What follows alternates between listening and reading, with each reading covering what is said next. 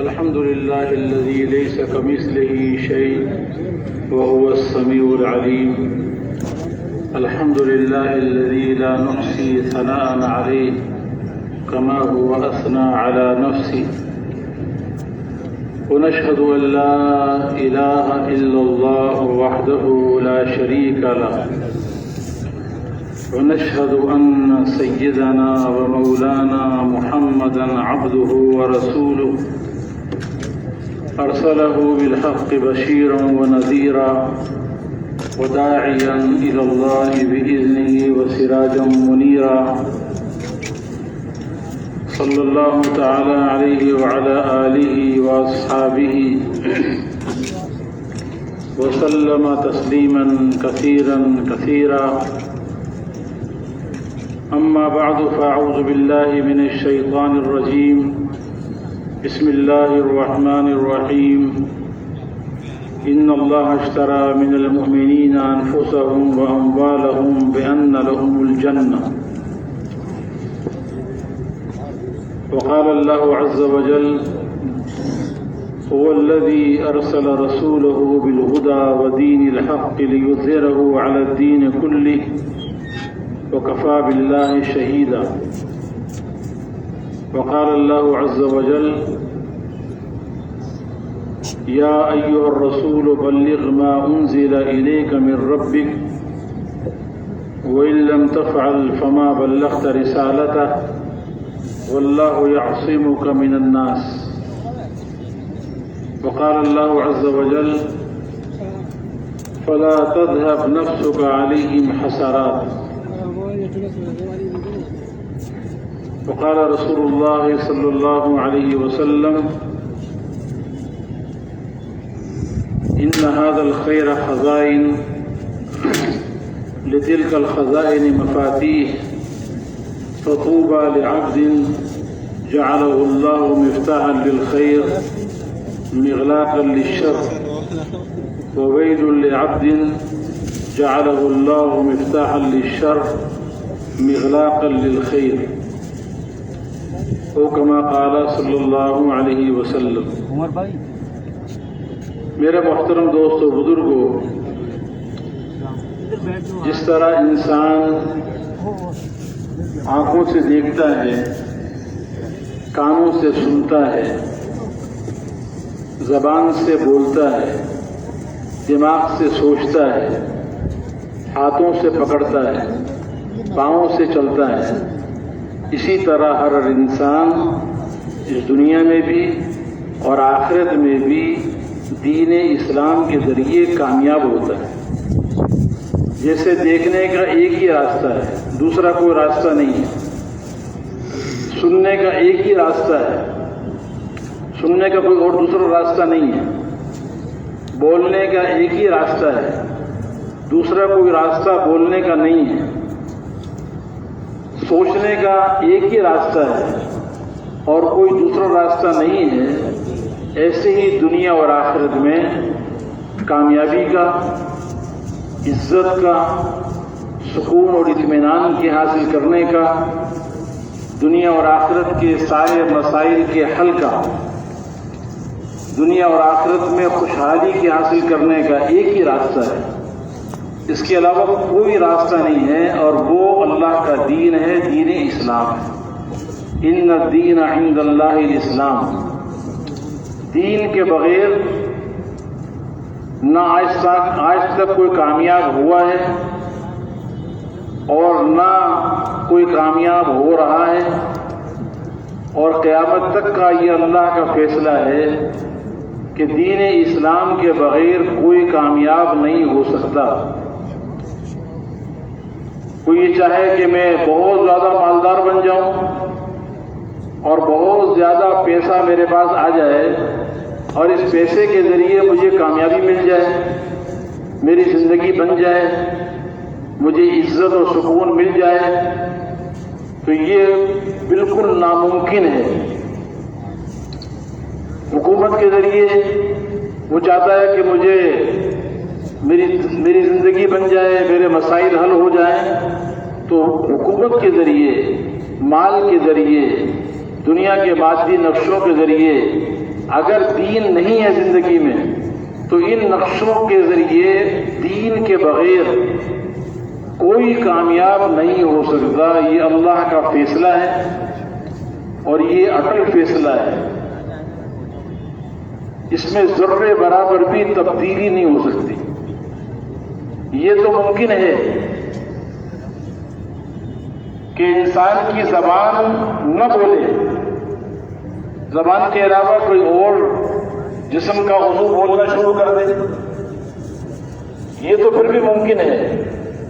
جیسے قیامت کے دن اللہ تعالیٰ منہ پر مہر لگا دیں گے اور انسان کے جسم کے جو دوسرے اعضاء ہیں وہ بولنا شروع کر دیں گے.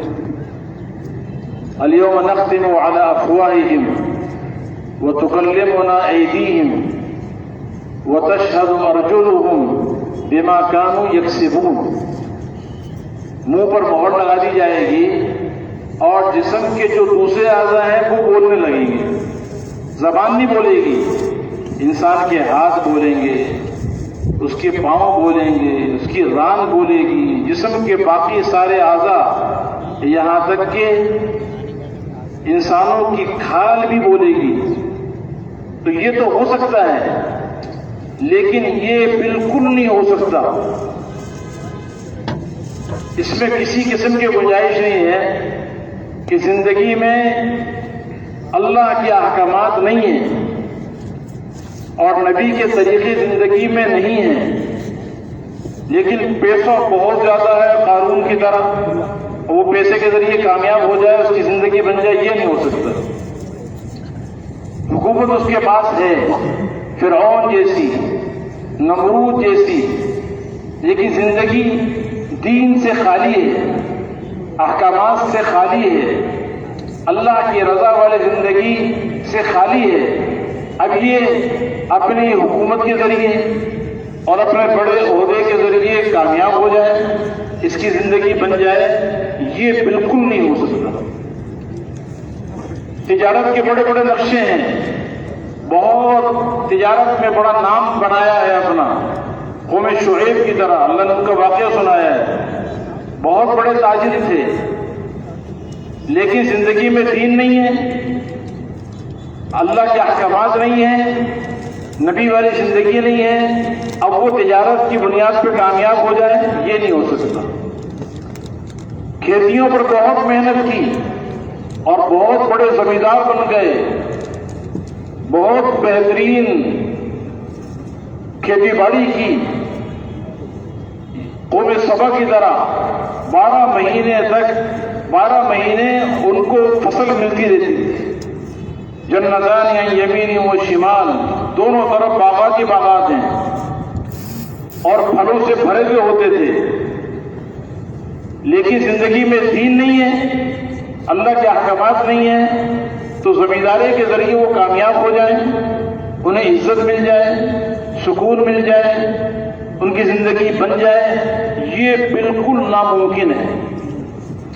جتنے دنیا کے نقشے ہو سکتے ہیں، جتنے مادی اسباب اور مادی نقشے جن میں آج بھی کامیابی کا یقین دلوں میں موجود ہے اور لوگ اس کی طرف دوڑ لگا رہے ہیں اور ایک دوسرے سے آگے بڑھنے کی کوششیں کر رہے ہیں، اور دماغ میں یہ بیٹھا ہوا ہے کہ ان نقشوں کو زیادہ اچھا بنانے سے ہماری زندگی خوشحال بن جائے گی، ہمیں کامیابی مل جائے گی، عزت مل جائے گی، سکون مل جائے گا. تو یہ بالکل ناممکن بات ہے کہ دین زندگی میں نہ ہو اور یہ دنیا کے سارے نقشے چاہے اعلیٰ پیمانے پر موجود ہوں، اللہ دین کے بغیر جو زندگی گزارنے والے ہیں ان کو دنیا میں بھی ذلیل کرے گا. ان کی زندگیوں میں اللہ تعالیٰ ان کی زندگیوں سے سکون کو اللہ چھین لے گے، انہیں ناکامی کا منہ دیکھنا پڑے گا. سارے وسائل کے ہوتے ہوئے اللہ ان کی زندگیوں کو اجاڑے گا، دنیا میں بھی اور آخرت میں بھی ایسے لوگوں کی زندگی کو اللہ اجاڑے گا.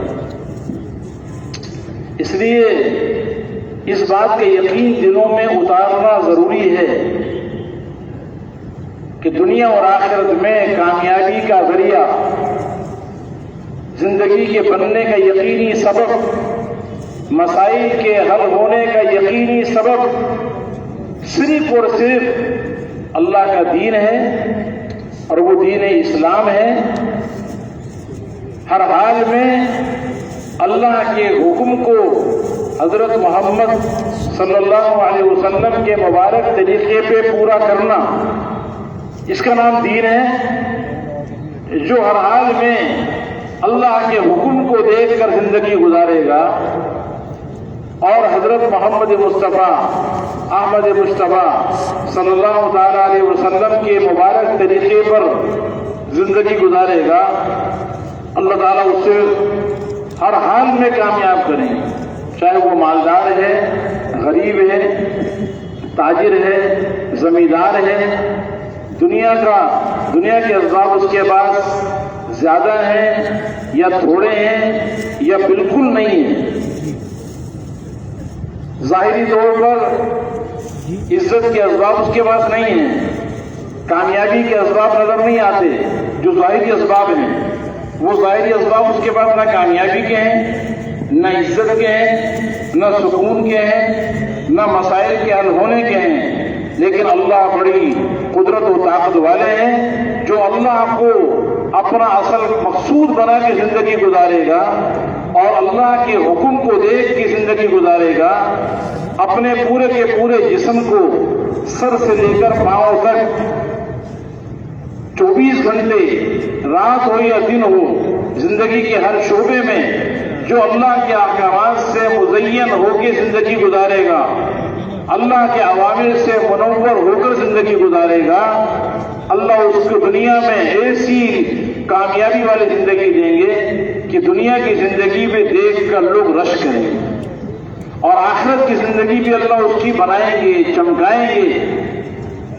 یہ میرے محترم دوست بزرگوں، اس یقین کا دلوں میں اترنا یہ بہت ضروری ہے، اس لیے کہ یقین کے بقدر آدمی عمل کرتا ہے، معلومات کے بقدر عمل نہیں ہوتا۔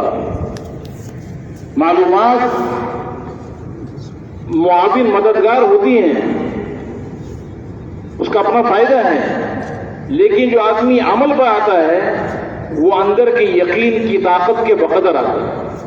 اگر اندر کی طاقت ہے، یقین کی طاقت ہے، تو اس کا عمل ٹھیک ہوتا چلا جائے گا، اور اگر اندر یقین کی طاقت کمزور ہے تو عمل کمزور ہو جائے گا۔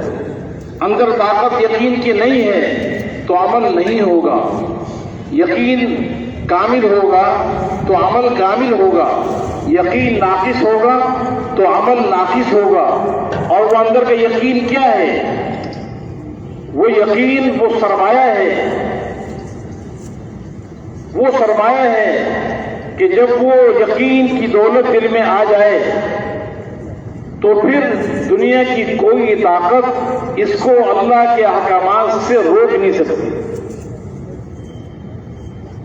اس لیے حضور اکرم صلی اللہ علیہ وسلم نے فرمایا، الا وَإِنَّ فِي الْجَسَدِ لَمُضْغَةً اذا صلحت صلح الجسد كله واذا فسدت فسد الجسد كله الا وهي القلب الا وهي القلب الا وهي القلب۔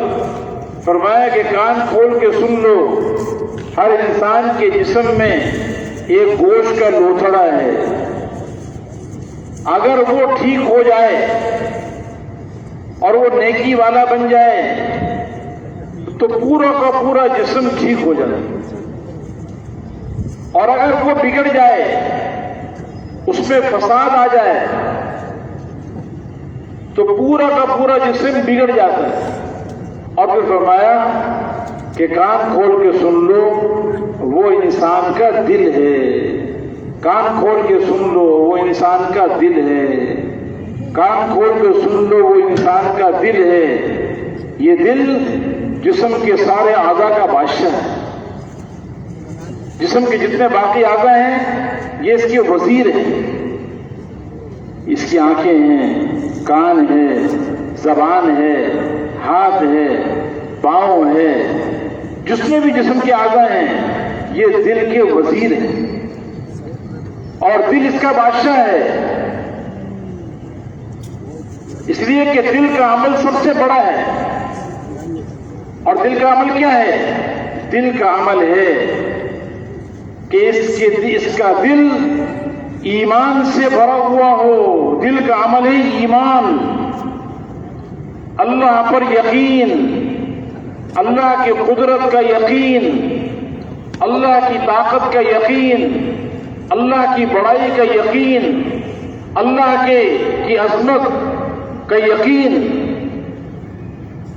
سارے اللہ کے غیر سے یہ دل کے اندر سے سارے اللہ کے غیر کا یقین نکل جائے اور ایک اللہ کی ذات کا یقین دلوں میں بھر جائے۔ ایمان کیا ہے؟ ایمان اللہ سے تعلق کا نام ہے۔ لا الہ الا اللہ، اللہ کے علاوہ کوئی میرا معبود نہیں۔ لا الہ الا اللہ، اللہ کے علاوہ کوئی عبادت کے لائق نہیں، اللہ کے علاوہ کوئی ہمارا مقصود نہیں، اللہ کے علاوہ کوئی ہمارا مطلوب نہیں، اللہ کے علاوہ کوئی ہمارا محبوب نہیں، اللہ کے علاوہ کوئی جی لگانے کے قابل نہیں، اللہ کے علاوہ کوئی حاجتوں کو پورا کرنے والا نہیں، اللہ کے علاوہ کوئی مسائل کے حل کرنے والا نہیں، اللہ کے علاوہ کوئی عزت دینے والا نہیں، اللہ کے علاوہ کوئی ذلیل کرنے والا نہیں، اللہ کے علاوہ کوئی نفع پہنچانے والا نہیں، اللہ کے علاوہ کوئی نقصان پہنچانے والا نہیں، اللہ کے علاوہ کوئی خوشیاں دینے والا نہیں، اللہ کے علاوہ کوئی غم دینے والا نہیں، اللہ کے علاوہ کوئی زندگی بنانے والا نہیں، اللہ کے علاوہ کوئی زندگی بگاڑنے والا نہیں، اللہ کے علاوہ کوئی حاجت روا نہیں،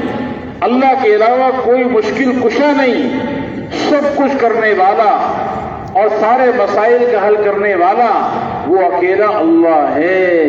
جس طرح اس آسمان کے بنانے میں اللہ کے ساتھ کوئی شریک نہیں ہے۔ سارے کافروں سے اگر پوچھا جائے کہ بتاؤ آسمان کس نے بنایا، تو کافر بھی کہیں گے لَيَقُولُنَّ اللَّهُ، یہ ضرور بضرور کہیں گے کہ بے شک آسمان بنانے والا اللہ ہے۔ ان کافروں سے پوچھو کہ زمین کو بنانے والا کون ہے، اس کو بچھانے والا کون ہے، تو کافر بھی کہیں گے کہ زمین کو بچھانے والا اور پیدا کرنے والا اللہ ہے۔ آسمانوں سے بارش کون اتارتا ہے، تو کافر بھی کہیں گے کہ اللہ بارش سے دے کر آتا ہے۔ جس طرح زمین اور آسمان کا بنانے والا اللہ ہے، بارشوں کو نازل کرنے والا اللہ ہے، سورج اور چاند کا پیدا کرنے والا اللہ ہے، درختوں کو پیدا کرنے والا اللہ ہے، اس میں پھلوں کو بنانے والا اللہ ہے، پھلوں میں رس بھرنے والا اللہ ہے، اور اس پر ٹہنیاں لگانے والا درختوں میں اللہ ہے۔ جس طرح یہ ساری کائنات کا نظام اکیلے اللہ نے بنایا ہے، ایسے ہی زندگی بنانے والا بھی اکیلا اللہ ہے، مسائل کو حل کرنے والا بھی اکیلا اللہ ہے۔ عزت و ذلت اللہ کے ارادے سے آتی ہے، اللہ جسے عزت دینا چاہیں ساری دنیا مل کر اس کو ذلیل نہیں کر سکتی، اور جسے اللہ ذلیل کرنا چاہیں ساری دنیا اور دنیا کے نقشے مل کر اس کو عزت دے نہیں سکتے۔ جسے اللہ رحمت دینا چاہیں ما یفتح اللہ للناس من رحمت فلا ممسک لها، جس کے لیے اللہ رحمت کا دروازہ کھول دیں دنیا کی کوئی طاقت اس کے لیے رحمت کا دروازہ بند نہیں کر سکتی۔ وما يمسک فلا مرسل له من بعدی، اور جس کے لیے رحمت کا دروازہ اللہ بند کر دیں، اس کامیابی کا دروازہ بند کر دیں، تو ساری دنیا اور دنیا کے نقشے اس کے لیے کامیابی کا دروازہ کھول نہیں سکتے۔ اس کائنات میں صرف اللہ کا ارادہ چلتا ہے، اللہ کی مشیت چلتی ہے۔ ما شاء اللہ کان، پچھلے زمانے میں جو اللہ نے چاہا وہ ہوا، وما لم یشاء لم یکن، جو اللہ نے نہیں چاہا وہ نہیں ہوا۔ اس زمانے میں بھی جو اللہ چاہ رہا ہے وہ ہو رہا ہے، اور جو اللہ نہیں چاہ رہا وہ نہیں ہو رہا، اور آئندہ زمانے میں بھی جو اللہ چاہے گا وہ ہوگا، اور جو اللہ رب العزت نہیں چاہے گا وہ نہیں ہوگا. وما تشاءون الا ان یشاء اللہ رب العالمین. اس کائنات میں اللہ کا ڈنکا بجتا ہے، بادشاہوں کی نہیں چلتی بلکہ بادشاہوں کے دل بھی اللہ کے قبضے میں ہیں. اننی انا اللہ لا الہ الا انا ملک الملوک قلوب الملوک بیدی. اللہ تعالیٰ فرماتے ہیں حدیث قدسی میں کہ میں ہی اللہ ہوں، میرے علاوہ کوئی معبود نہیں، میں سارے بادشاہوں کا بادشاہ ہوں، شہنشاہ میں ہوں، میرے علاوہ کوئی شہنشاہ نہیں ہے. قلوب الملوک بیدی، ساری دنیا کے بادشاہوں کے دل میرے ہاتھ میں. اس لیے اس دنیا میں سب سے بڑی کامیابی کا ذریعہ، سب سے بڑی معراج، سب سے بڑی عزت کا راستہ، اطمینان کا حاصل کرنے کا راستہ کیا ہے؟ کہ اللہ سے تعلق بنانا، اللہ کو راضی کرنا، اپنے پیدا کرنے والے کو کے احکامات کو پورا کرنا، اس سے دوستی لگانا. جس نے اللہ سے تعلق بنا لیا اور دل میں اللہ کو بسا لیا اور یہ ایمان اپنی جگہ پہ جڑ پکڑ گیا اور طاقت والا ہو گیا اور دل سے اللہ کے غیر کا تعصب نکل گیا، یہ دنیا کے اندر بھی کامیاب ہوگا، عزت والا بنے گا. جس سے اللہ راضی ہو گیا، یہ سب سے بڑی کامیابی ہے. وَرِضْوَانٌ مِّنَ اللَّهِ أَكْبَرُ وَذَلِكَ هُوَ الْفَوْزُ الْعَظِيمُ. فرمایا کہ اللہ کا راضی ہو جانا یہ سب سے بڑی بات ہے اور یہ سب سے بڑی کامیابی ہے. وَلَذِكْرُ اللَّهِ أَكْبَرُ. اللہ کا یاد کرنا اور اس کو یاد رکھنا، ہر حال میں اس کے حکم کو پورا کرنا، یہ سب سے بڑی دولت ہے. پیسہ بڑی چیز نہیں ہے، عہدہ بڑی چیز نہیں ہے، حکومتیں بڑی چیز نہیں ہے، سونا اور چاندی یہ بڑی چیز نہیں ہے. اللہ کو یاد کرنا یہ سب سے بڑی دولت ہے. اللہ کو راضی کر لینا یہ سب سے بڑی دولت ہے. اس لیے لا الہ الا اللہ سب سے پہلا سبق، سب سے پہلا سبق ہر نبی نے امت کو یہ دیا کہ دیکھو اپنے دلوں کے رخ کو صحیح کرو. آج دلوں کے رخ خراب ہوئے پڑے ہیں، دلوں کا رخ مخلوق کی طرف ہے، پیسے کی طرف، چیزوں کی طرف، عہدوں کی طرف، سونے اور چاندی کی طرف.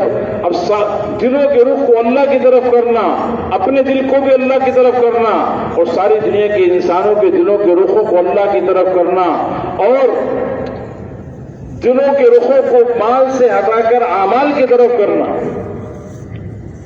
کامیابی کا ذریعہ مال نہیں ہے، کامیابی کے ذریعہ احکامات ہیں، کامیابی کے ذریعہ اعمال محمد صلی اللہ علیہ وسلم ہے. ہر حال میں حکم خداوندی کا پورا کرنا یہ کامیابی کا ذریعہ ہے. اس لیے دلوں کے رخ کو مال کی بجائے اعمال کی طرف کرنا اور دنیا سے رخ ہٹا کر آخرت کی طرف اپنے رخ کو کرنا، یہ ہر نبی کی محنت ہے. حضور اکرم صلی اللہ علیہ وسلم مکی کی گلیوں میں یہی آواز لگائے پھرتے تھے، یا ایھا الناس قولوا لا الہ الا اللہ تفلحوا. اے ساری دنیا کے انسانوں لا الہ الا اللہ کہہ دو، کامیاب ہو جاؤ گے. یہ یقین دلوں میں اترے گا تو یہ انسان بنے گا. اگر اندر میں یقین نہ بنا تو یہ انسان شکل میں انسان ہوگا اور اندر میں یہ جانور بن چکا ہوگا. اس لیے انبیاء علیہ الصلوۃ والسلام انسان سازی کا کام لے کر آئے. انسان سازی کیا ہے؟ چیزوں کا بنانا یہ انسان سازی نہیں ہے. آج چیزوں کو بنایا جا رہا ہے، لوہے پر محنت ہو رہی ہے، لکڑی پہ محنت ہو رہی ہے، سونے چاندی پہ محنت ہو رہی ہے. انسان کے باہر کی جو چیزیں ہیں ان پہ خوب محنت ہو رہی ہے، لیکن انسان کے اندر کی مایا پہ محنت نہیں ہے. اس لیے انسان سازی کا سب سے پہلا کام کیا ہے کہ دلوں کے رخوں کو ٹھیک کرنا.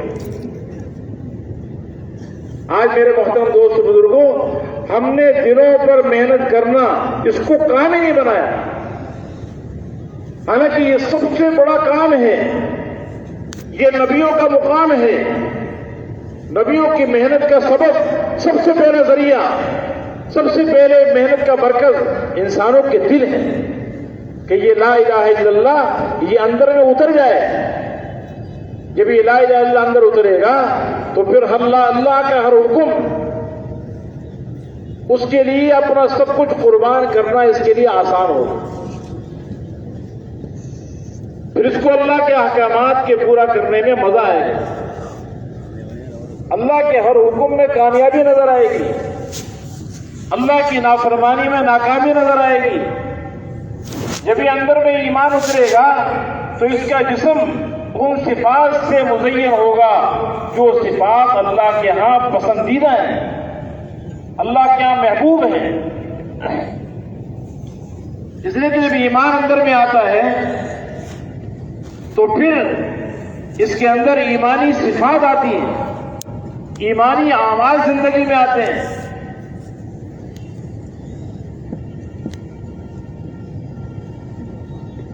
اس لیے میرے محترم دوست بزرگوں, حضور پاک علیہ السلام نے فرمایا اذا سرت کا حسنتوں کا وساعت کا سیئتوں کا فانت مومن, جب تمہیں نیکی خوش کر دے اور برائی غمگین کر دے تو جان لو کہ تم ایمان والے ہو. نیکی کے کرنے سے دل میں خوشی پیدا ہو رہی ہے. آج پیسے کے ملنے سے خوشی ہوتی ہے,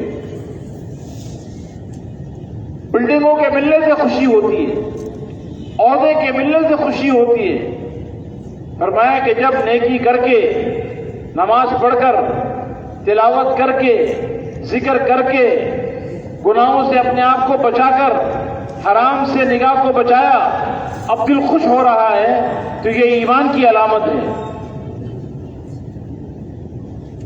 اور غفلت کی وجہ سے, بشریت کی وجہ سے کبھی کوئی گناہ ہو گیا تو اس گناہ کے ہونے کی وجہ سے دل غمگین ہو جائے اور دل بے چین ہو جائے اور پریشان ہو جائے تو یہ ایمان کی علامت ہے.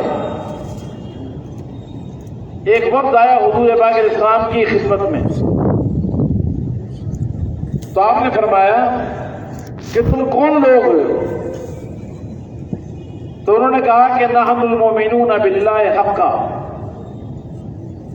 ہم پکے ایمان والے ہیں.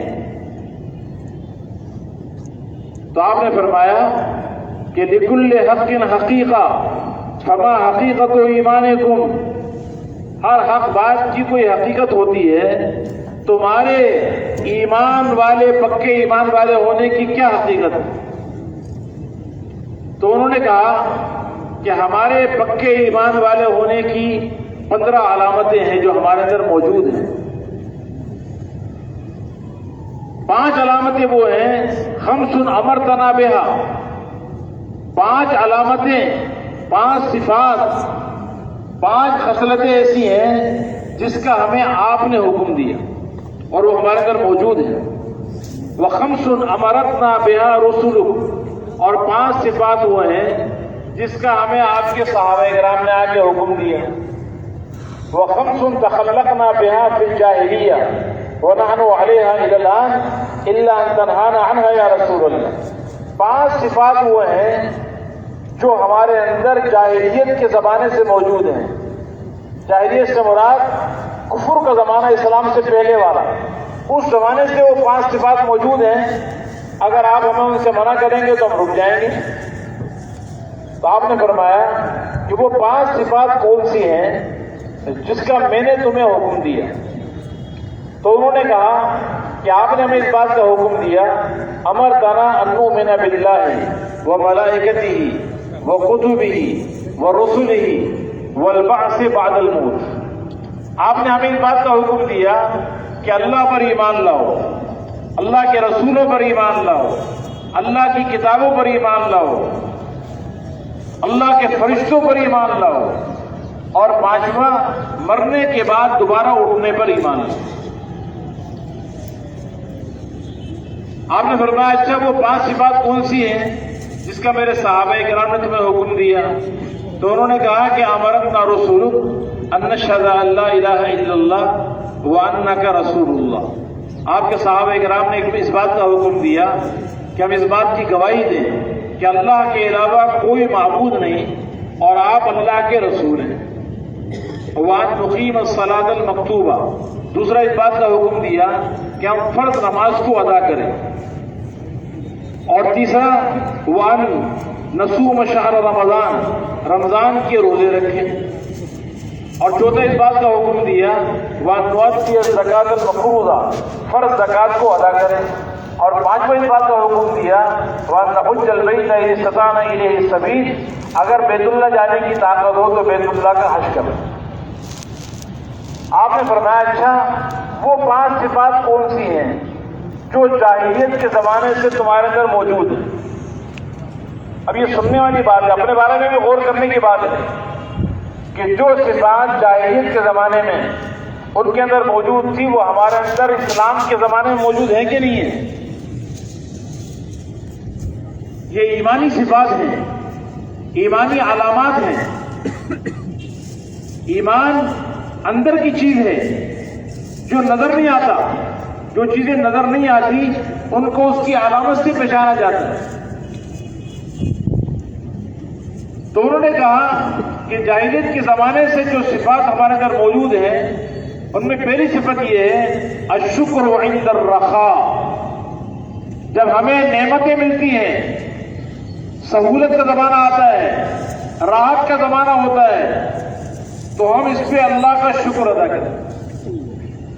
نعمت کے ملنے پر اللہ کا شکر گزار ہونا، زبان سے بھی اللہ کا شکر، دل سے بھی اللہ کا شکر، اور شکر کی حقیقت کیا ہے کہ اللہ کی دی ہوئی نعمتوں کو اللہ کی اطاعت میں لگا دیں، یہ شکر کی حقیقت ہے۔ یہ آنکھیں اللہ کی نعمت ہیں، اللہ نے دی ہیں، ان آنکھوں سے اللہ کی مرضی کے مطابق دیکھنا یہ آنکھ کی نعمت کا شکر ہے، اور ان آنکھوں سے اللہ کے منع کی ہوئی چیزوں کو دیکھنا یہ اس نعمت کی ناشکری ہے۔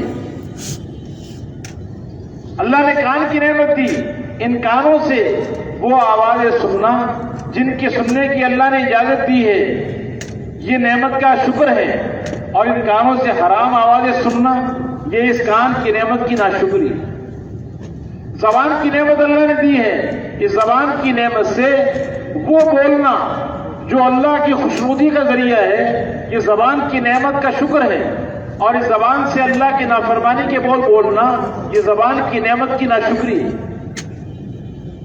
تو فرمایا کہ ایک صفت تو ہمارے اندر یہ ہے کہ الشکر عند الرخاء،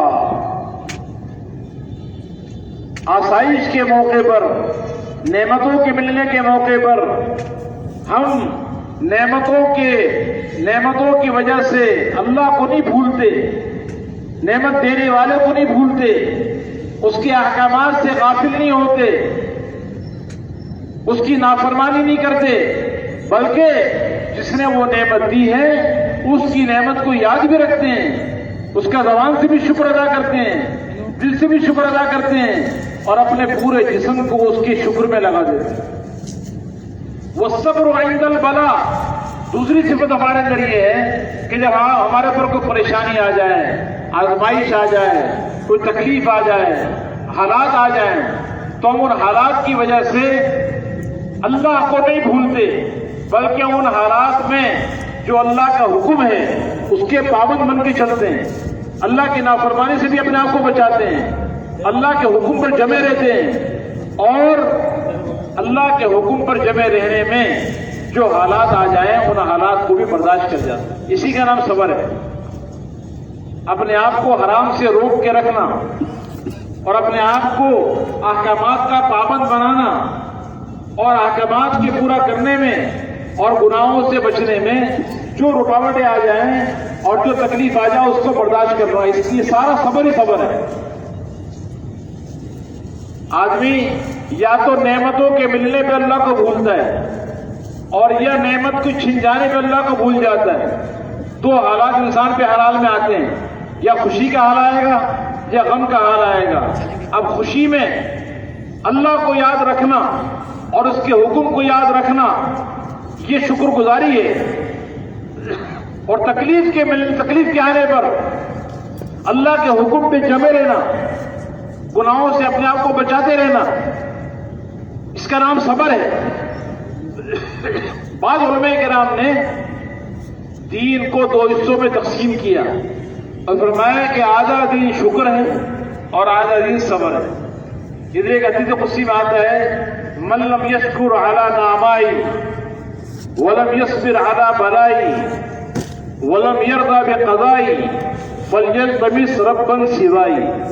اللہ تعالیٰ فرماتے ہیں حدیث قدسی میں کہ جو میری نعمتوں پہ شکر نہ کرے اور میری آزمائش کے آنے پہ صبر نہ کرے اور میری تقدیر پر راضی نہ ہو تو وہ مجھے چھوڑ کر کسی اور کو اپنا رب بنا لے.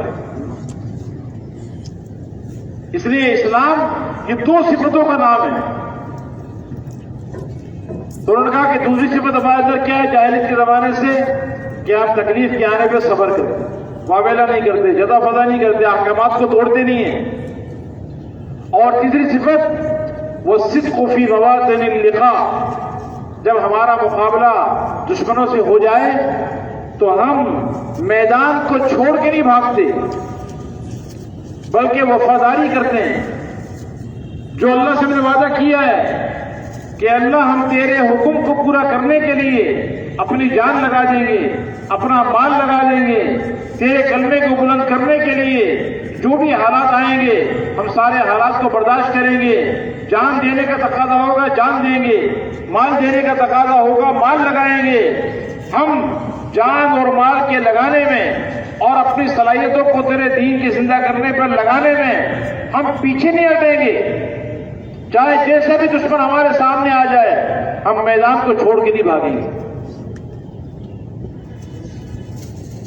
چوتھی صفت فرمایا کہ چوتھی صفت ہمارے اندر جاہلیت کے زمانے سے یہ ہے والرضا بمر القضاء, جو تقدیر میں لکھا ہوا ہے چاہے وہ کڑوائی کیوں نہ ہو وہ اس پہ ہم دل سے راضی ہیں.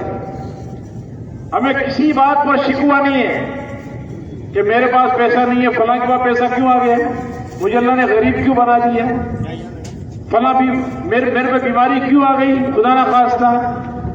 کسی قسم کا شکوہ نہیں ہے بلکہ جس حال میں اللہ نے مجھے رکھا ہے, جو بھی حالات میرے پر آ جائیں, جو تقدیر میں میرے لیے لکھا ہوا ہے میں اس پر دل سے راضی ہوں. یہ ایمان کا بہت اعلیٰ درجہ ہے اور یہ تقدیر پر ایمان ہر غم کا علاج ہے. آج دنیا میں سب سے بڑی بیماری ڈپریشن ہے, سب سے بڑی بیماری. اور یہ ٹینشن اور ڈپریشن اور نفسیاتی بیماری یہ تقدیر پر ایمان کی کمزوری کی وجہ سے. جب تقدیر پر ایمان مضبوط ہو جائے تو حدیث میں آتا ہے کہ بھئی کوئی بھی حال آ جائے, کوئی پریشانی آ جائے, کوئی بھی مسئلہ آ جائے تو فوراً کیا کہو قدر اللہ وما شاء فعل. اللہ نے جو تقدیر میں لکھا تھا اور جو اللہ نے چاہا وہ کر دیا. اب یہ کیوں ہوا, اگر مگر یہ سارے کے سارے جملے یہ شیطان کا دروازہ کھول دیتے ہیں. فَإِنَّ لَوْ تَفْتَحُ عَمَلَ الشَّيْطَانِ, یہ اگر مگر چونکہ چنانچہ یہ جتنے الفاظ بعد میں آتے ہیں یہ سارے کے سارے یہ شیطان کے دروازے کو کھول دیتے ہیں اور آدمی نفسیاتی مریض بن جاتا ہے. یہ جتنا غم آج دلوں میں بڑھا ہوا ہے نا, نماز میں آیا تو پریشان ہے, بھی بچوں کے بیٹے میں تو پریشان ہے, کاروبار میں تو دماغ میں ٹینشن لگی ہوئی ہے. یہ سب یقین تقدیر پر ایمان کی کمزوری کی وجہ سے. اگر یقین اتر جائے دل کے اندر کہ جو اللہ نے لکھا ہے وہی ہوگا, جتنی روزی لکھی وہی ملے گی, ایک دانہ زیادہ ہو نہیں سکتا, ایک دانہ کم ہو نہیں سکتا, جتنا اللہ نے لکھا ہوا ہے اس میں کمی بیشی نہیں ہو سکتی, تو پھر مجھے پریشان ہونے کی کیا ضرورت ہے. تو فرمایا چوتھی صفت ہمارے اندر یہ ہے کہ تقدیر پر ہم دل سے راضی ہیں. اور پانچویں صفت کیا ہے وَتَرْكُ الشَّمَاتَةِ بِالْمُصِيبَةِ إِنْ حَلَّتْ بِالْأَعْدَاءِ, اگر مصیبت اور پریشانی ہمارے دشمنوں پر بھی آ جائے ہم دشمنوں پر پریشانی کو دیکھ کر بھی خوشیاں نہیں مناتے کہ چلو اچھا ہوا ہمارا دشمن مر گیا, اس کا مال میں نقصان ہو گیا اور اس کا دیوالیہ ہو گیا, چاہے دشمن ہی کیوں نہ ہو، اگر اس پر بھی تکلیف آ جائے اس کا بھی ہمیں دل سے دکھ ہوتا ہے کہ یہ بھی اللہ کا بندہ ہے، اس کا بھی دل ہے، اس لیے ہم کسی دشمن پر تکلیف کو دیکھ کر خوشیاں نہیں مناتے۔ یہ 5 صفات جاہلیت کے زمانے سے ہمارے اندر موجود ہیں۔ حضور پاک علیہ الصلوۃ والسلام نے جب ان کی یہ 15 صفات سنی تو آپ بہت خوش ہو گئے اور آپ نے فرمایا ادباء فقہاء کادوا ان یکونوا انبیاء من خصال ما اشرفها۔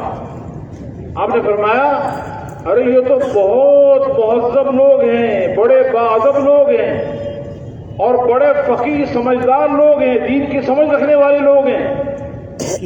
یہ جو صفات اندر کے اندر پائی جاتی ہیں، قریب تھا کہ ان صفات کی وجہ سے یہ نبی بن جاتے ہیں، لیکن نبوت اللہ نے ختم کر دی ہے، تو گویا کہ نبوت والی صفات جو ان کے اندر پائی جاتی ہیں۔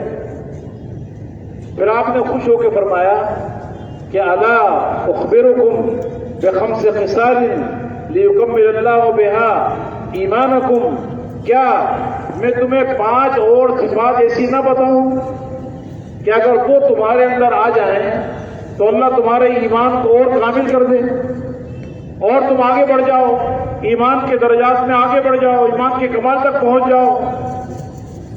تو انہوں نے کہا کہ اللہ کے نبی ضرور بتائیے۔ تو آپ نے فرمایا کہ لا تجمعوا ما لا تاکلون، اتنا مال جمع نہ کرو جس کو کھا ہی نہ سکو۔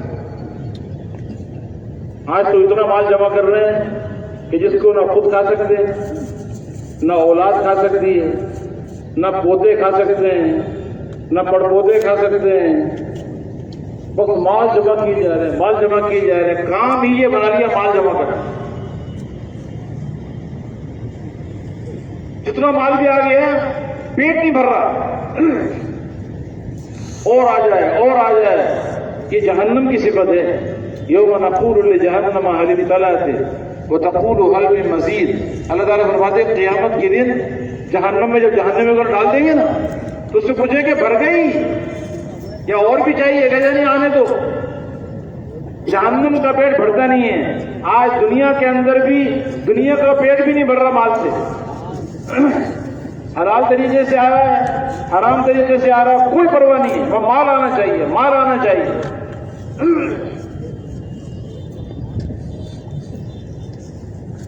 اور جو مال کو جمع کرنے کو کام بنا لیتا ہے تو ظاہری بات ہے جب مال جمع کرنے کو کام بنائے گا تو ایمان بنانے کو تو کام نہیں بنا سکتا، نمازوں کو بنانے کو تو وہ کام بنا نہیں سکتا۔ کام تو ایک ہی ہوتا ہے نا، کام آدمی کا ایک ہوتا ہے۔ تو آخرت بنانے کا کام کو اپنا کام بنائے گا، آخرت والے اعمال کو اپنا کام بنائے گا، ایمان کو بنانا، اللہ سے تعلق بنانا، اس کو کام بنائے گا، اللہ کے احکامات کو اپنی زندگی کے اندر اتارنا، اس کو کام بنائے گا۔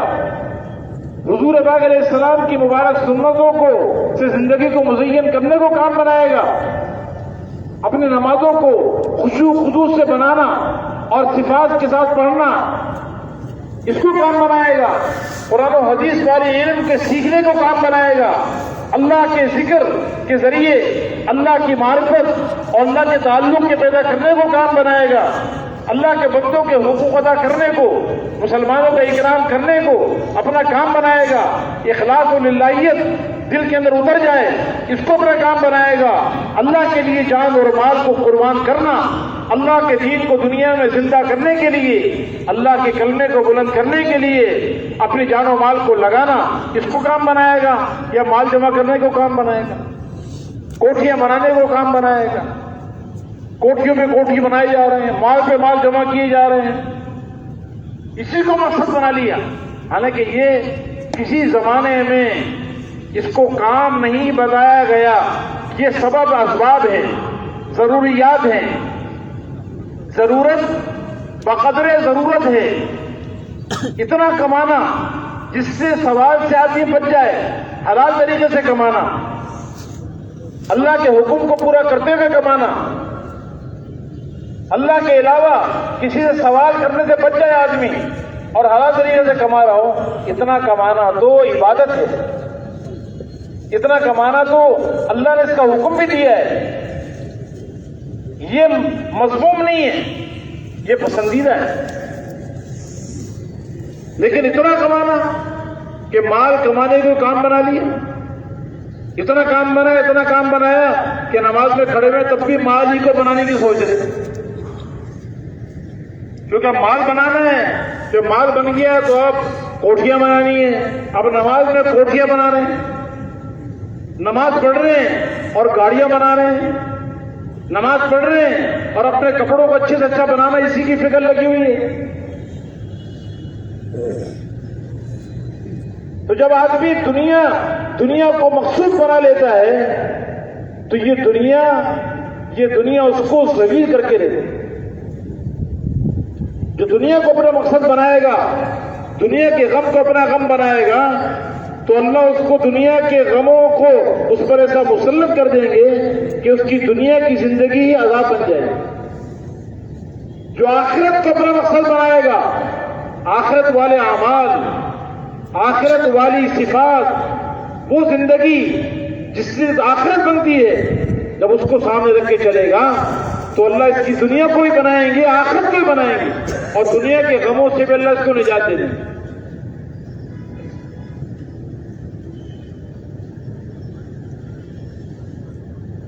اور جو مال جمع کرنے کو کام بناتا ہے اس کے تو اخلاق بھی بگڑ جاتے ہیں، اس میں وہ عیوب پیدا ہو جاتے ہیں، کمیاں پیدا ہو جاتی ہیں جو اللہ کی طرف سے لعنت کا سبب بنتی ہیں، جن کی وجہ سے اللہ زندگی کو اجاڑ دیتے ہیں۔ قرآن پاک کی ایک سورت ہے، اس سورت سے ایسا معلوم ہوتا ہے کہ اللہ تعالیٰ ان لوگوں سے بہت ناراض ہیں کہ جنہوں نے آخرت کو اپنا کام بنانے کے بجائے مال جمع کرنے کو کام بنایا۔ اس سورت سے معلوم ہوتا ہے۔ اور آخری پارے کیا جو ہے آخری صورتوں میں سے وَيْلٌ لِكُلِّ ہُمَزَةٍ لُمَزَةٍ، اور میں ہلاکت ہو، بربادی ہو، ذلت ہو، رسوائی ہو، بے چینی ہو، بے قراری ہو، بربادی ہو، جتنے بھی ہلاکت کے عذاب لا سکتے ہیں وہ یہاں پہ لے کر آتے ہیں۔ ویل ایسی ہلاکت کو شامل ہے کہ جس میں آدمی سکون کا ایک سانس نصیب ہو، ہر طرف سے ہلاکت ہی ہلاکت، ہر طرف سے ذلت ہی ذلت، ہر طرف سے بے چینی اس کے لیے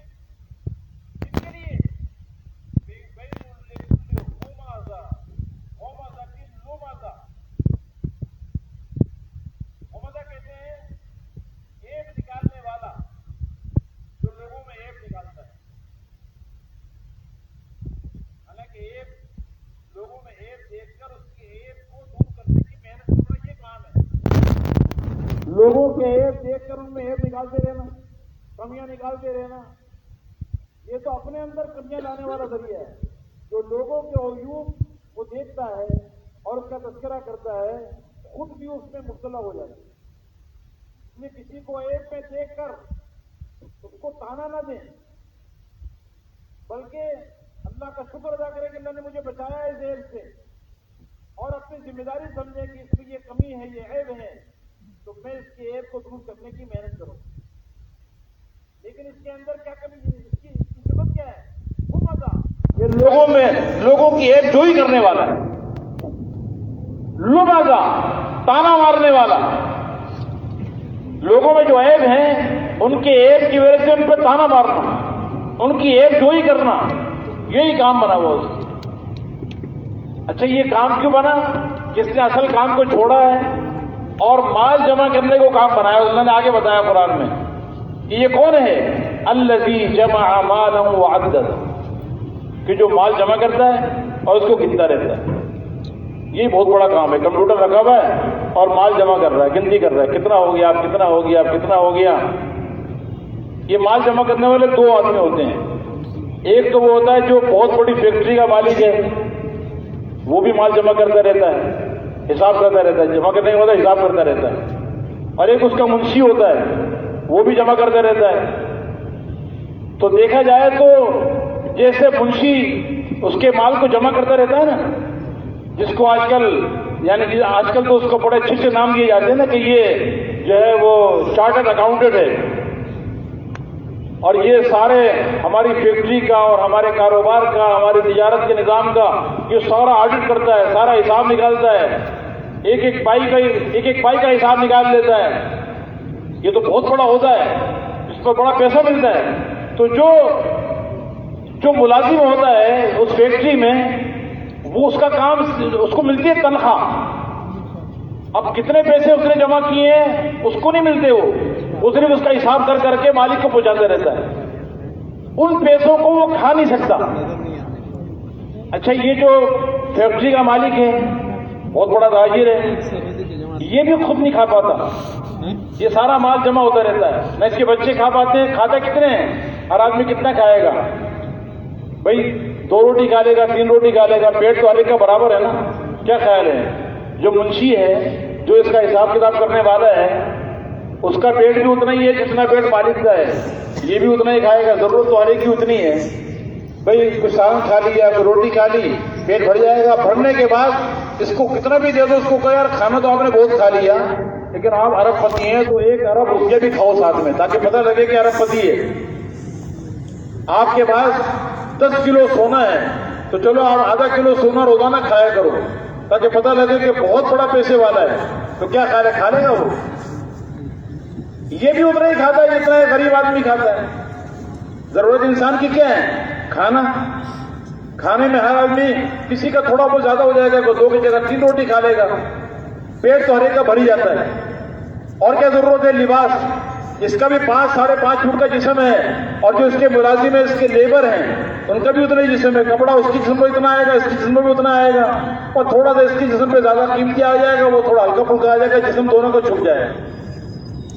رہنے کے لیے مکان چاہیے، تو مکان چاہے وہ 2 ایکڑ میں بنا لے، 4 ایکڑ میں بنا لے، پورے کراچی کو اپنا مکان بنا لے، لیکن جب سوئے گا تو 6 فٹ کی جگہ گھیرے گا. کیا خیال ہے؟ پورے کراچی میں پھیل کے تو نہیں سو سکتا.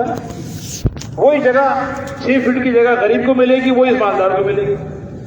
اگر سفر کرنا ہے تو سواری کے لیے، سفر کرنے کے لیے آدمی جتنی جگہ ایک غریب آدمی گھیرتا ہے، اتنی جگہ ایک مالدار آدمی گھیرے گا. اب اگر اس کے پاس پجارو ہے تو پوری پجاروں میں لیٹ کے تو جا نہیں سکتا. ڈرائیور کو کسی کو بنانا پڑے گا، کسی کو بٹھانا پڑے گا. ڈرائیور کے ساتھ سفر کر ہی رہا ہے اس کے، تو پوری گاڑی میں تو بیٹھ نہیں سکتا. اگر اس کے 50 گاڑیاں ہیں تو 50 گاڑیوں میں ایک وقت میں تو بیٹھ نہیں سکتا. سفر کر رہا ہے، سفر ہو جائے گا اس کا. ایک غریب آدمی ہے، اس کی اپنی گاڑی نہیں ہے تو بس میں بیٹھ کے سفر کر لے گا، ضرورت اس کی بھی پوری ہو جائے گی. شادی کرنی ہے تو بھئی ایک کی جگہ 4 شادی کر لے. غریب بھی کر سکتا ہے، مالدار بھی کر سکتا ہے، لیکن دیکھا یہ گیا ہے غریب زیادہ کر لیتے ہیں، مالدار کو توفیق نہیں ملتی اتنی آسانی کے ساتھ. وہ بیچارہ ڈرتے رہتا ہے کہ 2 سے زیادہ بچے نہ ہوں. 2 بچے، 4 بچے. اور غریبوں کے بچے دیکھو، ایک بیوی سے 10 بچے، 12 بچے، اور اس کے ایک سے بیچارے کے 2-3 آ جائے تو بہت بڑے کمال کی بات ہے.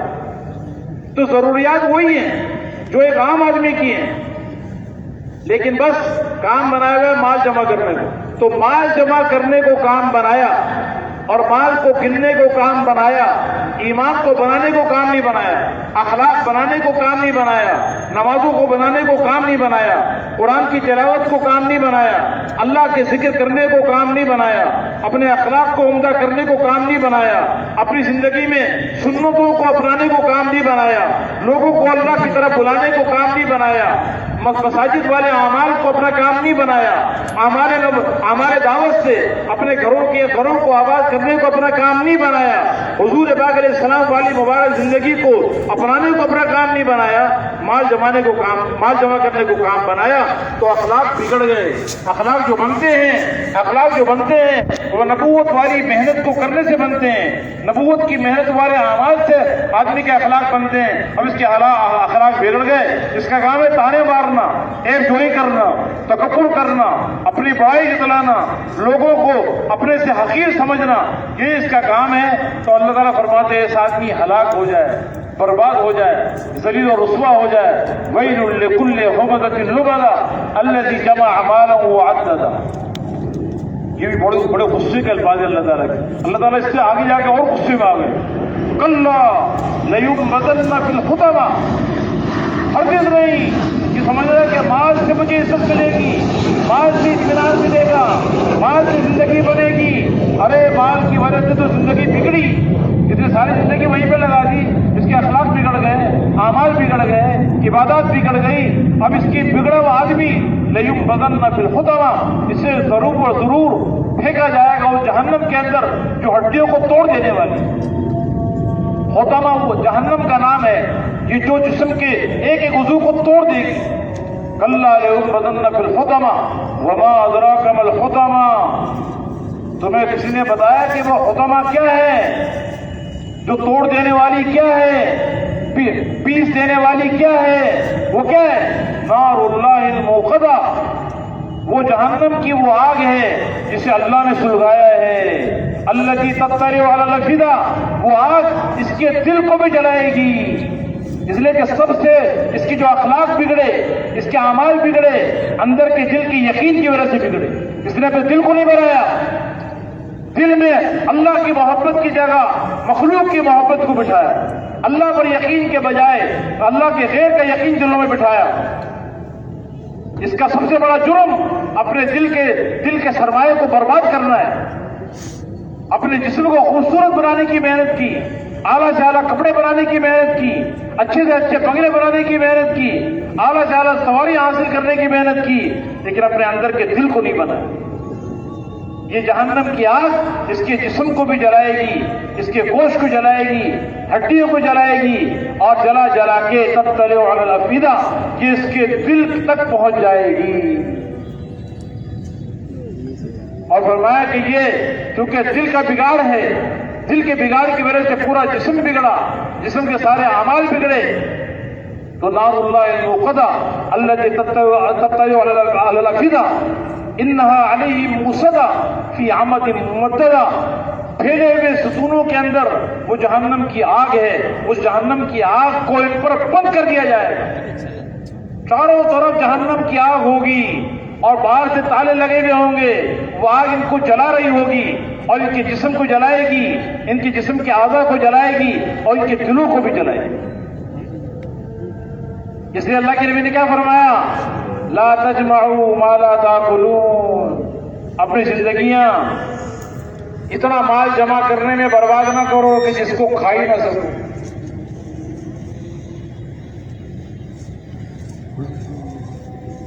एक अजीब हदीस है, अल्लाह के नबी ने फरमाया ला तत्तखिदू ज़ियाता फतरगबू फिद दुनिया, फरमाया जायदादें ना बनाओ वरना दुनिया में रग़बत करोगे। आज जायदादें बनाने का शौक है, जायदादों में जायदादें बना रहे हैं, इस्तेमाल नहीं कर सकेंगे उसको, लेकिन जायदादों में जायदाद बना रहे हैं। ये भी मकान ले लिया, वो मकान भी ले लिया, वो प्लाट भी ले लिया, मैंने फला जमीन भी खरीद ली है। करना क्या है? कुछ भी नहीं करना, बस रखा पड़ा हुआ। जरूरत तो पूरी हो रही है, लेकिन इसकी वजह से क्या होगा? दुनिया में इतना जी लगेगा कि दुनिया छोड़ने का दिल नहीं चाहेगा, अल्लाह से मिलने का दिल नहीं चाहेगा। इसलिए सरमाया सारा यही बना लिया, आखिरत का सरमाया बनाया नहीं है। वहां जायदादें बनानी थी, असल हम आए थे वहां की जायदादें बनाने के लिए, उधर तो कुछ बनाया नहीं, सारा यही है। तो आदमी का दिल वहीं जाता है, लगता है जो आदमी का अपना घर हो। अपने घर में दिल लगता है, अगर आखिरत में अपना घर बनाया हो तो आखिरत का दिल करता है। ये साहबा किराम ने आखिरत में बंगले बनाए थे, आखिरत की जायदादें बनाई थी, इसलिए उनको शौक था कि बस अल्लाह के लिए जान दे के जन्नत पे पहुंच जाएं। अल्लाह पे जान देने का जज्बा था। इसलिए हर साहबी अल्लाह पे जान देना इसको अपना काम बना समझता था, और इसका शौक था कि हमने अल्लाह पे जान देनी है। दुनिया की बेरगबत थी क्योंकि यहां कुछ बनाया नहीं, यहां बक़द्र ज़रूरत खाना, बक़द्र ज़रूरत लिबास, बक़द्र ज़रूरत मकान, बक़द्र ज़रूरत सवारी, बस दुनिया को सादगी के साथ गुजार लिया, कनात के साथ गुजार लिया, और अपना सारा सरमाया कहां भेजा? जान लगाई, माल लगाया, सलाई तो लगाई, कहां के लिए? आखिरत के लिए। اس لیے ہر صحابی کا جذبہ تھا کہ میں نے اللہ پہ جان قربان کرنی. کوئی بھی جان بچانے والا نہیں تھا, ہر ایک جان لگانے والا تھا. تو فرمایا لا تجمعوا ما لا تاکلون, اپنی صلاحیتیں اور اپنی قوتیں اور اپنی استعدادیں اتنا مال جمع کرنے میں نہ لگاؤ کہ جس کو کھا نہ سکو. اور آگے کیا فرمایا دوسری بات, ولا تبنوا ما لا تسکنون, اتنے مکانات نہ بناؤ, اتنی بلڈنگیں نہ بناؤ, اتنے گھر نہ بناؤ جس میں رہ ہی نہ سکو. اتنا گھر بنا لو جس میں رہنے کے لیے سب چھپانے کی جگہ ہو, ضرورت کے لیے بنا لو. اتنے نہ بناؤ کہ جس میں رہ ہی نہ سکو. رہے گا آدمی کتنی جگہ میں؟ اب چاہے کتنے گھر بنا لیں اس میں سب میں تو رہ نہیں سکتا. اب تو اتنے بنا رہے ہیں کہ نہ خود رہ سکتے ہیں, نہ بچے رہ سکتے ہیں, نہ پودے رہ سکتے ہیں. بنائے جا رہے اسی کو کام بنا لیے. اللہ کے نبی نے فرمایا کل بناء وبال علی صاحبہ الا ما لا, ہر عمارت اپنے بنانے والے پر وبال ہے سوائے اس عمارت کے جس کے بغیر گزارا نہیں ہے. وہ بنا لو ضرورت کے لیے. فرمایا اتنی بلڈنگیں نہ بناؤ کہ جس میں رہ ہی نہ سکو. اور تیسری بات کیا فرمائی, ولا تنافسوا فيما غدا عنه تزولون, وہ دنیا کہ جسے کل چھوڑ کے تمہیں چلے جانا ہے اس میں ایک دوسرے سے آگے بڑھنے کی ہرس نہ کرو, مقابلہ نہ کرو کہ اس کا ایک مکان ہے تو میرے 2 بن جائیں, اس کی 2 دکانیں میری 4 بن جائیں, یہ کروڑ پتی ہے تو میں ارب پتی بن جاؤں. میرے پاس سائیکل ہے, اس کے پاس موٹر سائیکل ہے تو مجھے موٹر سائیکل مل جائے, اس کے بعد میرے پاس موٹر سائیکل ہے, اس کے بعد کار ہے تو مجھے کار مل جائے. ہر ایک دوسرے سے آگے بڑھنا جا رہا ہے. ہر ایک دوسرے فرمایا کہ دنیا جس کو چھوڑ کے جانا ہے اس میں ایک دوسرے سے مقابلہ نہ کرو. اور تیسری بات کیا فرمائی, وَارْغَبُوا فِي مَا إِلَيْهِ تَصِيرُونَ وَفِيهِ تَخْلُدُونَ, اور وہ آخرت جس کی طرف تمہیں جانا ہے اور جہاں تمہیں جمع ہونا ہے, ہمیشہ کے لیے رہنا ہے, اس کی رغبت حاصل کرو. دنیا کی بے رغبتی اور آخرت کی رغبت پیدا کرو, اس کا شوق پیدا کرو, جنت کا شوق پیدا کرو. جنت کے محلات, جنت کے مکانات, جنت کی نہریں, جنت کا لباس, ریشم کا لباس جو اللہ جنت کے اندر پہنائیں گے, جنت کی حوریں, جنت کی نعمتیں, جنت کے کھانے, جنت کے مشروبات جو اللہ نے نعمتیں ہمارے بندوں کے لیے بنائی ہیں, ان جنت کی ان نعمتوں کا شوق پیدا کرو, اس کی رغبت پیدا کرو. اللہ نے کیسی اپنے بندوں کے لیے کتنی بہترین جنت بنائی ہے اور کتنی بڑی, کیسا مہمان خانہ اللہ نے تیار کیا ہے. لبنتم من ذهب لبنتم من فضہ ملاتها المسک حسباؤها اللؤلؤ حشیشها الزعفران. جنت کے محلات ایک اینٹ سونے کی, ایک چاندی کی, اس کا گارا بش کا, اس کی کنکریاں موتی کی بنی ہوئی, اور اس کے نیچے جنت کے جو محلات ہیں تجری من تحتہم انہار مضطردہ انہار من ماء صاف غیر آسن لیس فیہ قدر. جنت کے ان محلات کے نیچے بہترین میٹھے پانی کی نہریں چل رہی, جس پانی میں گدلا پن نہیں ہے, اس میں کوئی کھارا پن نہیں ہے, بہترین میٹھا پانی. وانہار من لبن لم يتغیر طعمه لم يخرج من بطون الماشیہ, اور دودھ کی نہریں اس محلات کے نیچے, دودھ کی نہریں, ایسا دودھ کہ جو بکری سے نہیں نکلا, گائے سے نہیں نکلا, اونٹنی سے نہیں نکلا, بلکہ وہ دودھ اللہ کے امر سے نکلا, جس کا ذائقہ کبھی تبدیل نہیں ہوگا. خالص دودھ. وانہار من عسل مصفى لم يخرج من بطون النخلہ, اور شہد کی نہریں, ایسا شہد جو شہد کی مکھی سے نہیں نکلا بلکہ اللہ کے امر سے نکلا ہے. وانہار من خمر لذۃ للشاربین, اور شرابا طہورا کی نہر, ایسا شراب جو شراب انگور سے تیار نہیں ہوا، دنیا کے پھلوں سے نہیں بنا، جس شراب کو پی کر انسان کا دماغ خراب نہیں ہوتا، بہن بیٹی اور بیوی کی تمیز ختم نہیں ہوتی، بلکہ وہ شراب اللہ نے بنایا ہے اور وہ شراب پاکیزہ ہے، اس شراب کو پی کر انسان کی عقل اور تیز ہو جائے گی اور تر و تازہ ہو جائے گا اور اس کی سمجھ بڑھ جائے گی۔ ان محلات کے نیچے کی نہریں جاری ہوں گی اور وہ محلات ان کے اوپر پرندے اڑ رہے ہوں گے اور پرندوں کے گوشت ان کو بھنے بنائے مل رہے ہوں گے اور پرندے جب اڑیں گے اور ان کا دل چاہے گا کہ پرندوں کا ہم گوشت کھائیں تو پرندہ خود بخود ان کے پاس چل کر آ جائے گا، فترفع اجنحتها، اور اپنے پروں کو اوپر کر دے گا اور یہ جنت کے پرندوں کے پھل کھائیں گے، پرندوں کے گوشت کھائیں گے جو بھنے ہوئے شوربے والے، جس طرح کا ذائقہ چاہیں گے اس طرح کا ذائقہ اس گوشت میں ملے گا اور پھر وہ پرندہ اڑ کے واپس چلا جائے گا۔ اور کھانے کے بعد جس چاہے گا کوئی میٹھی چیز کھانی ہے، وہ جنتین دان، جنت میں جو باغات لگے ہوئے ہیں، باغات میں جو درخت لگے ہوئے ہیں، درختوں میں پھل لگے ہوئے ہیں، وہ پھلوں کے وہ جنت کے جو پھل ہیں وہ خود بخود جھک کے قریب آ جائیں گے۔ اور وہ کیسے پھل ہیں؟ امثال القلال والدلا، بڑے بڑے پڑکوں کی طرح، بڑے بڑے ڈولوں کی طرح، اور اتنے میٹھے کہ احلی من العسل، شہد سے زیادہ میٹھے، الین من الزبد، مکھن سے زیادہ نرم، اشد بیاضا من اللبن، دودھ سے زیادہ سفید، ولیس فیہ عجم، اور ان پھلوں کے اندر کوئی گٹھلی نہیں ہوگی، کوئی کانٹا نہیں ہوگا۔ یہ کھائیں گے مزے کے ساتھ، پھل کھائیں گے۔ انگور کا دانہ اتنا بڑا ہوگا، اتنا بڑا۔ ایک حاجی صاحب نے پوچھا کہ اللہ کے نبی جنت کا انگور ہوگا؟ اور نے کہا کہ ہاں انگور ہوگا۔ تو انہوں نے پوچھا کہ اللہ کے نبی یہ بتائیے کہ انگور کا خوشہ کتنا بڑا ہوگا؟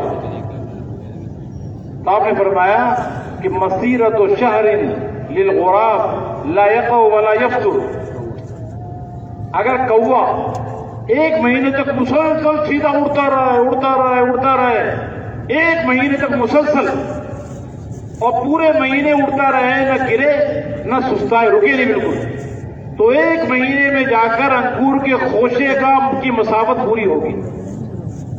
کتنا بڑا انگور کا خوشہ ہوگا۔ تو وہ دیہاتی صحابی تھے، وہ کہنے لگے کہ اللہ کے نبی فما عظم الحبہ، انگور کا ایک دانہ کتنا بڑا ہوگا؟ تو آپ نے فرمایا کہ کبھی ایسا ہوا ہے کہ تمہارے ابا جان بکرا لائے ہوں اور لا کے اس کو ذبح کیا ہو اور اس کی کھال اتاری ہو اور کھال اتار کر تمہاری اما جان کو دی ہو اور اس سے کہا ہو کہ اس کا ڈول بنا لو؟ کہا ہاں کہ ایسا ہوا ہے، عربوں میں عام بات تھی، بکرا ذبح کیا، اس کی کھال اتاری، اس کو دباغت دے کر اس کو ڈول بنا لیا، پورا بکرا ہی بن گیا۔ تو آپ نے فرمایا کہ انگور کا ایک دانہ اس ڈول کے برابر ہوگا، بکرے کے برابر ہو گیا۔ تو وہ صحابی کہنے لگے کہ اللہ کے نبی پھر تو ہمارے لیے اذن لتلک الحبۃ لتشبعنی واہل بیتی، پھر تو ایک انگور کا دانہ میرے گھر والوں کے لیے تو وہی کافی ہے، اس سے پیٹ بھر جائے گا ہمارا۔ صحابہ کرام بڑے قناعت والے تھے، تھوڑے بھی گزارا کرتے تھے۔ انہوں نے کہا اتنے خوشی کا بھی کیا کرنا ہے، اتنا بڑا خوش ہے کہ کوپا اڑتا رہے، کون سنبھالے گا اس کو؟ ہمارے اللہ کے نبی میرے گھر والوں کے لیے ایک انگور کا دانہ کافی۔ آپ نے فرمایا کہ بھائی وہ جنت کا انگور کا دانہ ہے، تیرے گھر والے نہیں، تیرا سارا خاندان کھا لے نا وہ انگور کا دانہ تو تیرے سارے خاندان والوں کے لیے کافی ہو جائے گا۔ تو انگور کا دانہ اتنا بڑا ہوگا، اب آپ بتاؤ کہ سیب کتنا بڑا ہوگا اور انار کتنا بڑا ہوگا اور پھر خربوزہ کتنا بڑا ہوگا اور پھر تربوز کیسا ہوگا، اللہ ہی کو معلوم ہے۔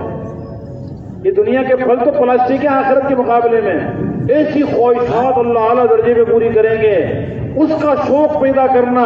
پھر جنت کی نعمتوں میں نعمتیں ہیں۔ اللہ نے دنیا میں جو اپنے نگاہوں کو حرام سے بچائے گا، جنت کی حوروں سے اللہ ان کا نکاح کرے گا۔ اور وہ جنت کی حوریں کون ہیں؟ جن کی اللہ نے قرآن میں تعریف کی ہے، جن کو قرآن کی وہ آیتیں حوروں والی پڑھ کر بھی شہوت نہیں بڑھتی بلکہ اس سے ایمان بڑھ سکتا۔ دنیا کی عورتوں کے واقعات سن کے شہوت کو بھرتی ہے، جنت کی حوروں کا تذکرہ کرنے سے شہوت نہیں بڑھتی، ورنہ قرآن کے اندر ان کی حوروں کا تذکرہ آ رہا ہے تو کیا اسے شہوت بڑھے گی؟ کانہن الیاقوت والمرجان فیہن خیرات الحسان، कान्नहुन्न बैदुम मकनून, अल्लाह ताला खुद कह रहा है, और तुमको मैं ऐसी जन्नत की हूरें दूंगा इतनी खूबसूरत, ऐसा लगेगा जैसे गोया कि याकूत और मरजान के मोतियों में पिरोई हुई, जो छुपे हुए अंडों की तरह, मोटी मोटी आंखों वाली और मोटी मोटी आंखों वाली, और वो हूर, उनको मैंने हूर बनाया। हूर से कहते हैं जिसको देखकर इंसानों की आंखें हैरत में पड़ जाए, ऐसी हैरत में पड़ेंगी कि जन्नती देखेगा जन्नत की हूर को तो देखते चला जाएगा, 40 साल तक देखते जाएगा। कितने साल तक? उसकी आंखें हटेंगी नहीं, 40 साल तक आंखें झपकेंगी नहीं, 40 साल तक सिर्फ देखते रहेगा। आखिर वो कहेगी कि आखिर हमारा तो कोई हक भी है, देखते रहोगे कि कुछ और भी मिलना भी है कि नहीं है? इतनी खूबसूरत हूर अल्लाह ने बनाई है। यरा खद्दहू फी वजहिहा, यरा वजहहू फी खद्दिहा अस्फा मिनल मिरात। जन्नत की हूर के रुखसार को देखेगा, उसके रुखसार में अपना चेहरा शीशे से ज्यादा साफ नजर आएगा। इसलिए जन्नत में शीशे की जरूरत ही नहीं है। अपने आप को भी देखना हो तो अपनी हूर को देख लो, उसी को देखता रहेगा। आदमी शीशे के सामने खड़ा हो जाए तो क्या करता है? शीशे को देखता है कि अपने आप को देखता है? अपने आप को देखता है। तो शीशे से ज्यादा साफ अपना चेहरा उसके चेहरे में नजर आएगा। इतनी खूबसूरत अल्लाह ने हूरें बनाई हैं। लबी तला अल अर्द लमलात मा बैन अल अर्द वस्समाइ रिहा, अगर वो दुनिया के अंदर, आसमानी दुनिया में सिर्फ झांक लें, पूरे जिस्म के साथ ना है, सिर्फ झांक लें, तो जमीन से लेके आसमान तक, मशरिक से लेके मगरिब तक, शिमाल से लेके जुनूब तक, सारा जहान खुशबू से मुअत्तर हो जाए। इतनी वो खुशबूदार है कि उसकी झांक से पूरी दुनिया खुशबूदार हो जाए।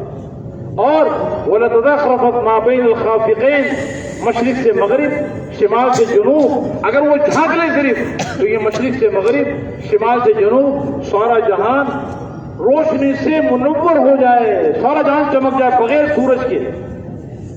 सूरज की जरूरत ही नहीं जन्नत के अंदर। जन्नत की हूर निकल कर आएगी तो खुद बखुद सूरज की तरह पूरा का सूरज से भी ज्यादा जन्नत चमकने लगी। वलआमन मन फिल अर्दि कुल्लुहुम जमीआ बिल्लाहिल हय्यिल क़य्यूम, अगर जन्नत की वो हूर झांक ले और इंसानी आंख उसको देख ले तो सारी दुनिया के काफिर, सारी दुनिया के मुल्हिद, सारी दुनिया के मुशरिक, सारी दुनिया के बेईमान अल्लाह पर बगैर किसी तबलीग वाले की तबलीग के ईमान लेकर आए। जिस अल्लाह ने ऐसी हूर बनाई है वही अल्लाह है, उसी पर ईमान लाना चाहिए। तो उस पर ईमान ना लाना ये बहुत बड़ी हलाकत की बात है।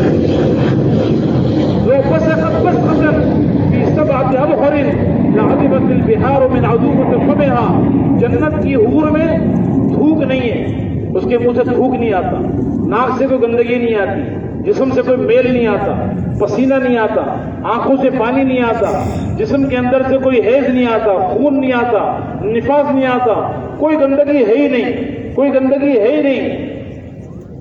अगर बिल फर्दो महाल अगर वो थूक दे, 7 समंदरों में, समंदर खारे होते हैं, 7 समंदरों की खारापन उसके एक थूक की मिठास से 7 समंदर मीठे होते। अल्लाह ने उसके, अगर वो थूक दे तो उसका थूक इतना मीठा है, उसकी मोहब्बत कैसी हो। तजरी शम्सु फी महासिन वजहिहा इज़ा बरज़त, फरमाया जब वो ज़ाहिर होकर आएगी ऐसा मालूम होगा उसके चेहरे पे सूरज चल रहा है।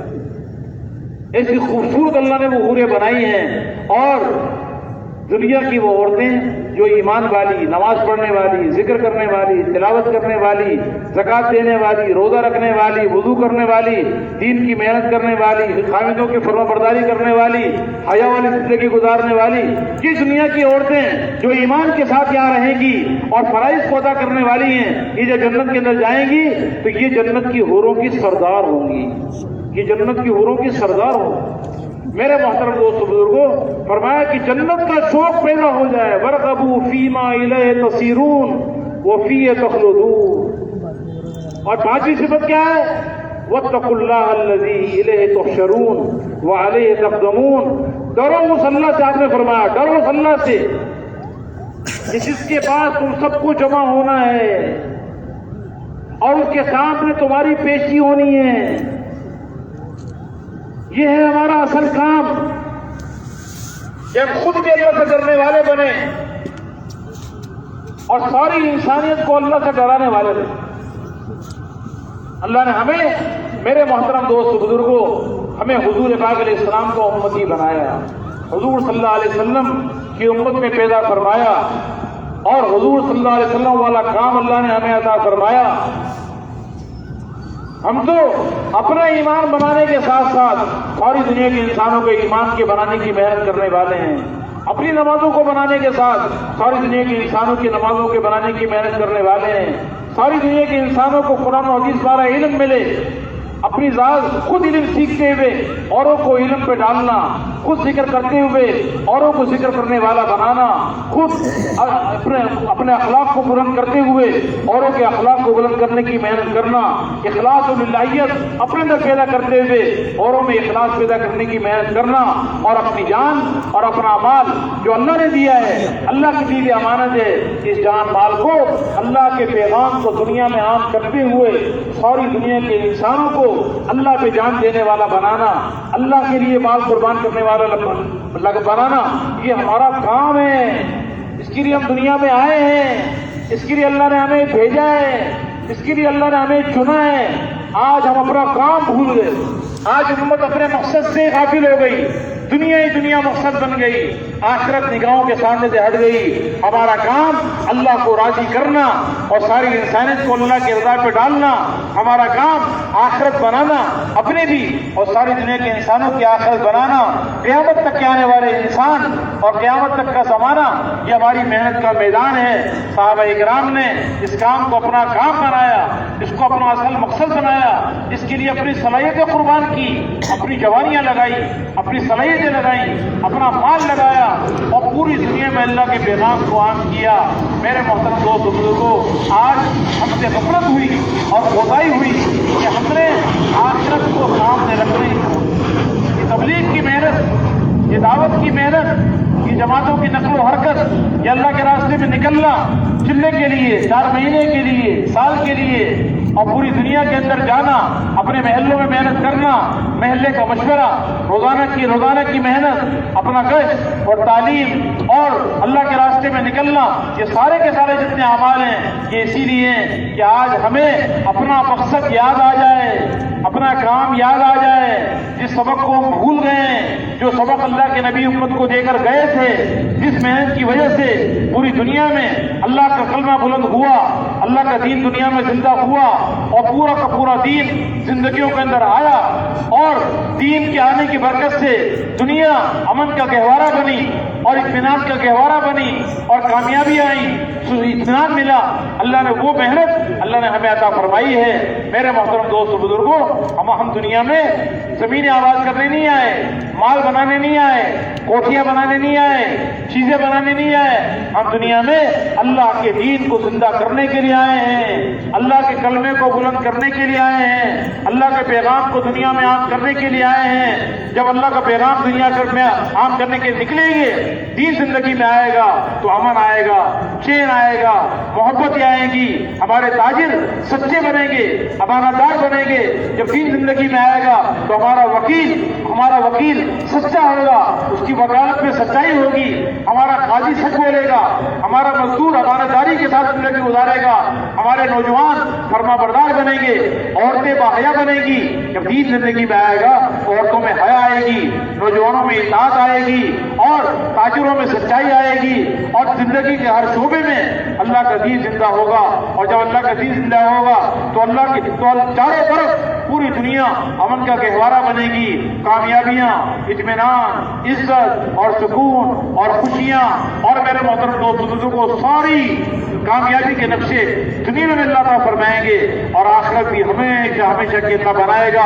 اس کے لیے اللہ نے ہمیں کام دیا ہے، ہمیں ایک محنت دی ہے، ہم اس محنت کو اپنی محنت بنائیں. دعوت کی محنت اسی محنت کے لیے کہ ہم اپنے آپ کو تاجر بنا کے زندگی نہ گزاریں، اپنے آپ کو سمجھدار سمجھ کے زندگی نہ گزاریں، ڈاکٹر انجینئر سمجھ کے زندگی نہ گزاریں. ان چیزوں سے روکا نہیں جا رہا، یہ سارے ہمارے اسباب ہیں، یہ گزران کا ذریعہ ہیں، یہ سبب ہیں، ان इनको सबब के दर्जे में रखा, जरूरत के दर्जे में रखना है और इनमें भी अल्लाह के अहकामात को पूरा करने को कामयाबी समझना है। इसको असल अपना काम नहीं बनाना, काम हमारा एलाए कलिमतुल्लाह है, अल्लाह के दीन को दुनिया में जिंदा करना है। सारी दुनिया के अंदर अल्लाह का दीन दुनिया में जिंदा हो जाए और सारे अहकामात अल्लाह के सूफी अहकामात जिंदा हो जाएं, हुजूर पाक अलैहिस्सलाम की सूफी सुन्नतें जिंदा हो जाएं। इसके लिए अपनी जानों को कुर्बान करना, अपने माल के सौदे करना, ये अल्लाह ने हमें मौका दिया है। तो मेरे मोहतरम दोस्तों बुजुर्गों, आज तक हमने जो इस काम को अपना काम नहीं बनाया, इस पे हम अल्लाह से तौबा करें, माफी मांगे। वाकई हमसे बहुत बड़ा जुर्म हुआ।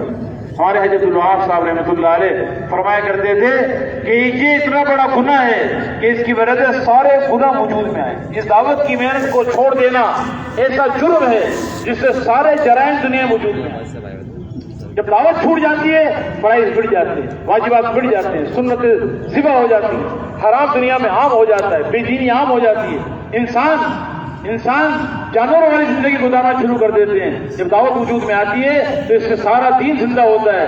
दावत ये उम्मुल फराइज है, उम्मुल हसनात है, इससे पूरे सारे फराइज जिंदा होते हैं, वाजिबात जिंदा होते हैं, सुन्नतें जिंदा होती हैं, पूरा दीन वजूद में आता है। जब दावत वजूद में आती है तो हमने इस मेहनत को छोड़ा, उसकी वजह से आज सारी दुनिया के अंदर अल्लाह के अहकामात मिट गए। इस पर अल्लाह से माफी मांगे, तौबा करें अपनी तरफ से भी और सारी उम्मत मुस्लिमा की तरफ से तौबा करें। आज जितने हालात दुनिया में हैं, चाहे पाकिस्तान में या दुनिया के किसी मुल्क में है, ये दीन और दीन की मेहनत को छोड़ने की वजह से है, माल की किल्लत की वजह से नहीं, हुकूमत के हाथ में न होने की वजह से नहीं है।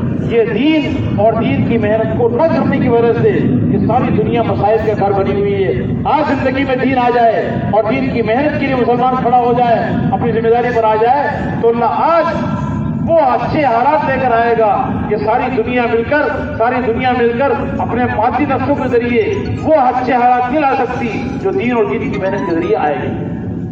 हम इस पे तौबा करें और अज़म करें कि इंशाअल्लाह आप इस काम को अपना काम बनाना है इंशाअल्लाह। तो सबने नियत कर ली इंशाअल्लाह कि अपनी जान और माल लगानी है, या तो अल्लाह का दीन दुनिया में जिंदा होगा या हमारी खबरें दुनिया के अंदर बनेगी। कौन तो नियत करता है इस बात की इंशाअल्लाह। अब ये बताओ भाई, इस मजमे में ऐसे कौन खुशकिस्मत साथी हैं कि जो ये अज़म करते हैं कि वाकई ये काम आज तक हमने नहीं किया, हमसे बड़ी कोताही हुई है, अब हम नियत करते हैं कि इस काम को अपना काम बनाएंगे। इसके लिए आप नकद 4-4 महीने के लिए अब देर नहीं करनी, बहुत देर हो चुकी है। जिनके 4 महीने नहीं लगे वो आप देर न करें और नकद 4-4 महीने के लिए जमातें बनाकर अल्लाह के रास्ते में रवाना हो जाएं। तो पहले वो आवाज खड़े हो जाएं कि जो नकद 4-4 महीने के लिए तैयार है, और कोई भाई खड़ा ना हो, जरा जल्दी खड़े हो जाए 4 महीने के लिए, जमातें हो, अफराद हो, खड़े हो जाए। नकद 4 महीने के लिए जो हजरात तैयार है कल से इंशाअल्लाह